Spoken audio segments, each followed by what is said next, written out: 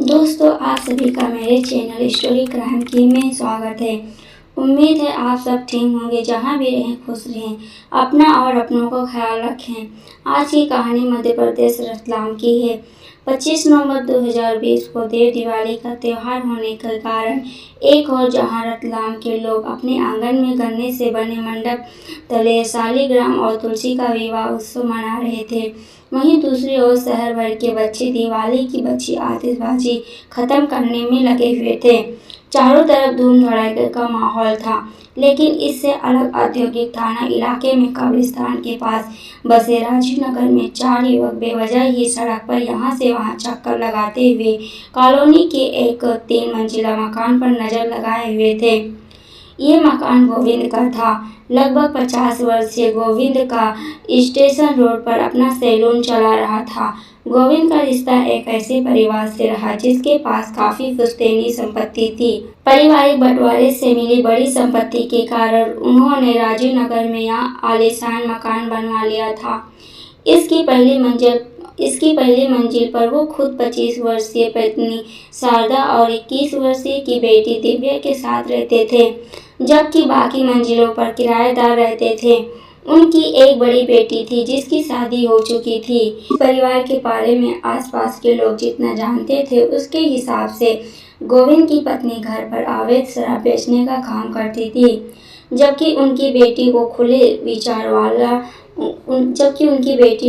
विचार वाली माना जाता था। लोगों को मानना था कि दिव्या एक ऐसी लड़की थी जो जवानी में ही दुनिया जीत लेना चाहती थी। उसकी कई लड़कों से दोस्ती की बात भी लोगों ने देखी सुनी थी।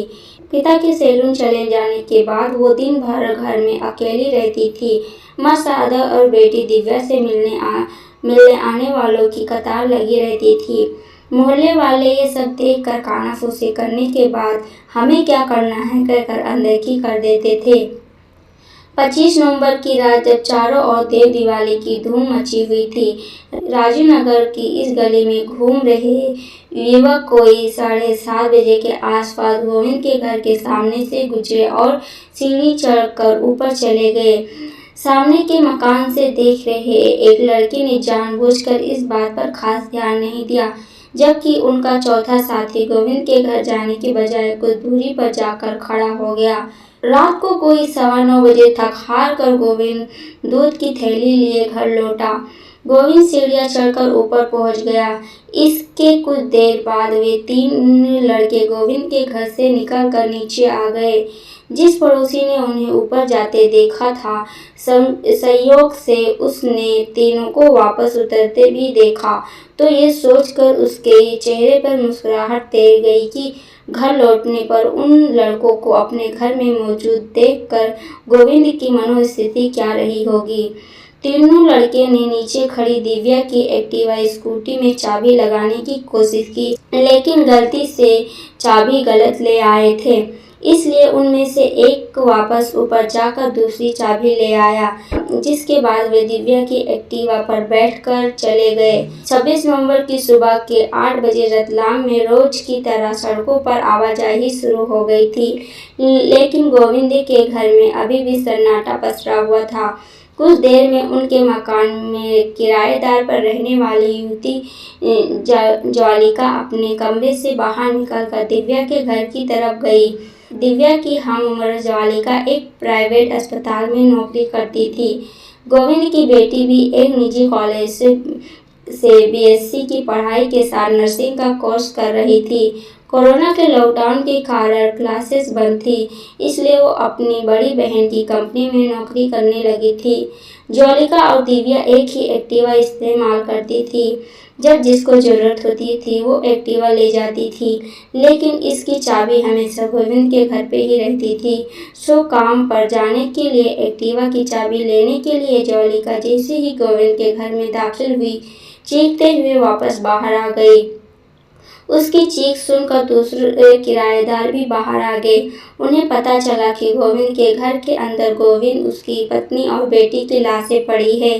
घबराए लोगों ने ये खबर नगर थाना टीआई रेवल सिंह को दे दी। कुछ ही देर में वो अपनी टीम के साथ मौके पर पहुंच गए और मामले की गंभीरता को देखते हुए इस तिहरे हत्याकांड की खबर तुरंत एसपी गौरव तिवारी को दी।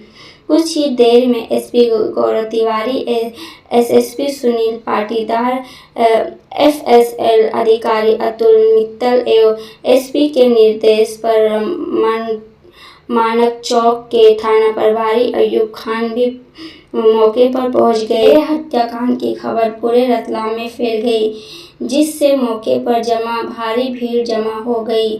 मौका वारदात की जांच में एसपी गौरव तिवारी ने पाया कि शारदा का शव बिस्तर पर पड़ा था, जिसके सिर में गोली लगी थी। उनकी बेटी दिव्या की लाश किचन के बाहर दरवाजे पर पड़ी थी। दिव्या के हाथ में आटा लगा हुआ था। इससे साफ हुआ कि पहले बिस्तर पर लेटी हुई शारदा की हत्या हुई होगी। गोली की आवाज़ सुनकर दिव्या बाहर आई होगी तो हत्यारों ने उसे भी गोली मार दी होगी। गोविंद की लाश दरवाजे के पास पड़ी थी। इसका मतलब उसकी हत्या सबसे बाद में हुई थी। उनके पैरों में जूते थे और हाथ में दूध की थैली थी।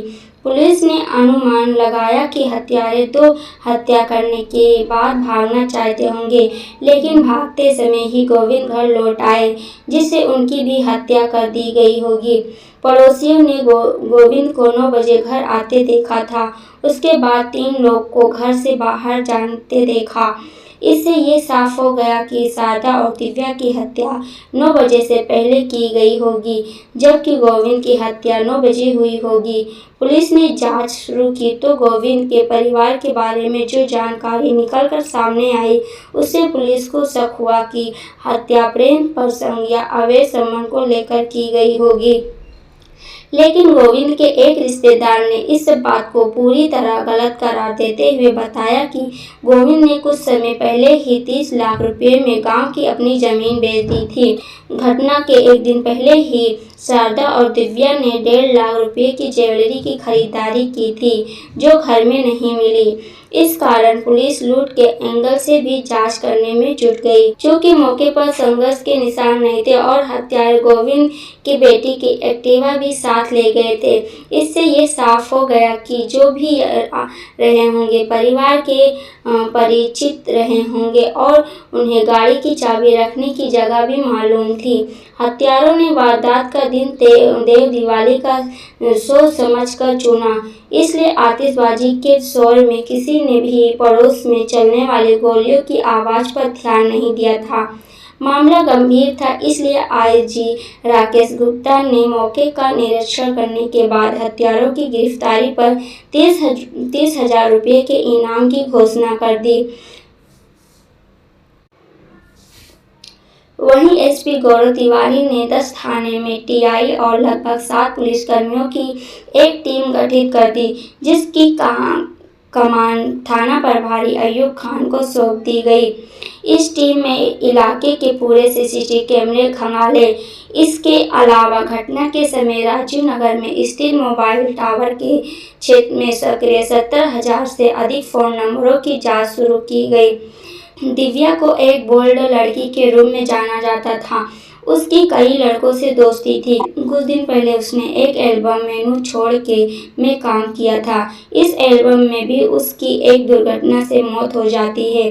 पुलिस ने उसके साथ काम करने वाले युवक अभिजीत बैरागी से भी पूछताछ की, लेकिन कोई नतीजा नहीं निकला। घटना वाले दिन से लेकर चंद रोज पहले तक दिव्या ने जिस लड़कों से फोन पर बात की थी, उन सभी से पुलिस ने पूछताछ की। गोविंद की एक्टिवा देवनारायण नगर में लावारिस खड़ी मिली। तब पुलिस ने वहां भी चारों ओर लगे सीसीटीवी कैमरे के फुटेज जमा कर हत्यारों का पता लगाने की कोशिश शुरू की, जिसमें दोनों जगह के फुटेज से 2 लड़कों की पहचान कर ली गई, जिन्हें घटना से पहले इलाके में पैदल घूमते देखा गया था और बाद में वही लड़के दिव्या की एक्टिवा पर जाते हुए सीसीटीवी कैमरे में कैद हुए। जाहिर है, हर बड़ी घटना के आरोपी भले ही कितनी भी दूर क्यों न भाग जाए, फिर घटना वाले शहर में पुलिस क्या कर रही है, इस बात की जानकारी जरूर रखते हैं। ये बात एसपी गौरव तिवारी जानते थे, इसलिए उन्होंने जानबूझकर जांच के दौरान मिले महत्वपूर्ण सुराग को मीडिया के सामने नहीं रखा था। दरअसल जब पुलिस सीसीटीवी के माध्यम से हत्यारों के भागने के रूट का पीछा कर रही थी, तभी देवनारायण नगर में आकर दोनों हत्यारे ने दिव्या की एक्टिवा छोड़ दी थी।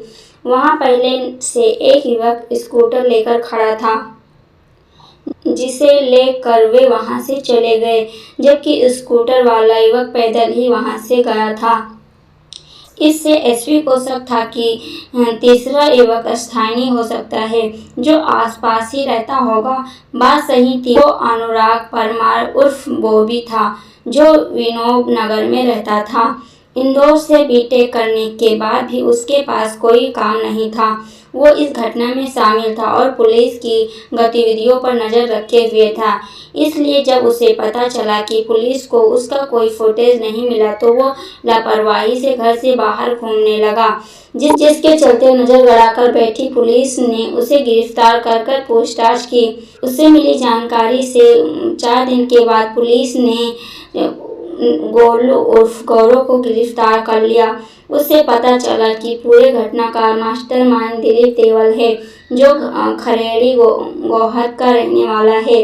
यही नहीं, पूछताछ में ये भी साफ हो गया कि जून 20 में दिलीप देवल ने ही अपने ताऊ के बेटे सुनीत उर्फ सुमित चौहान निवासी गांधीनगर रतलाम और हिम्मत सिंह देवल निवासी देवनारायण नगर के साथ मिलकर डॉक्टर प्रेम कुंवर की हत्या की थी, जिससे पुलिस ने सुमित और हिम्मत को भी गिरफ्तार कर लिया। इससे पता चला कि तीनों हत्या लूट के इरादे से की गई थी। दिलीप के बारे में पता चला कि वो रतलाम में ही छिपकर बैठा है। पुलिस को ये भी पता चला कि वो मिड टाउन कॉलोनी में किराए के मकान में रह रहा है और पुलिस तथा सीसीटीवी कैमरे से बचने के लिए पीछे की तरफ टूटी बाउंड्री से आता जाता है। ये जानकारी मिलने के बाद पुलिस ने पीछे की तरफ खरोचा रोड पर उसे घेरने की योजना बनाई, जिसके चलते 2 दिसंबर 2020 को वो पुलिस को दिख गया। पुलिस टीम ने उससे ललकारा तो दिलीप ने पुलिस पर गोलियां चलानी शुरू कर दी। जवाबी कार्रवाई में पुलिस ने भी गोलियां चलाई। कुछ ही देर में मास्टरमाइंड दिलीप मारा गया। इस प्रकार असंभव से लगने वाले 13 हत्याकांड के सभी आरोपियों को पुलिस ने महज 5 दिन में सलाखों के पीछे पहुंचा दिया। इसमें टीम प्रभारी अयूब खान और 2 एसपी सहित 5 पुलिसकर्मी भी घायल हुए। लॉकडाउन में घर में सैलून चलाना महंगा पड़ा गोविंद को। गोविंद पिछले 22 साल से स्टेशन रोड पर सैलून चलाते थे। लॉकडाउन के दौरान वो चोरी छिपे अपने घर बुलाकर लोगों की कटिंग करते रहे। दिलीप भी उनसे कटिंग करवाने घर जाया करता था, जहां उसने गोविंद की अमीरी देखकर उन्हें शिकार बनाने की योजना बनाई थी। दिलीप के साथियों ने बताया कि शारदा और दिव्या की हत्या करने की योजना तो वे पहले से ही बनाकर आए थे, लेकिन अंतिम समय में गोविंद भी अपनी दुकान से लौट कर आए थे, इसलिए उनकी भी हत्या करनी पड़ी। आरोपियों ने बताया कि उसके घर से उन्हें 30 लाख रुपए मिलने की उम्मीद थी, लेकिन उन्हें केवल 20,000 नकद और कुछ जेवर ही मिले थे। दिलीप अपने कारनामों को कोई सबूत नहीं छोड़ना चाहता था, इसलिए लूट के दौरान सामने वाले की सीधा हत्या कर देता था।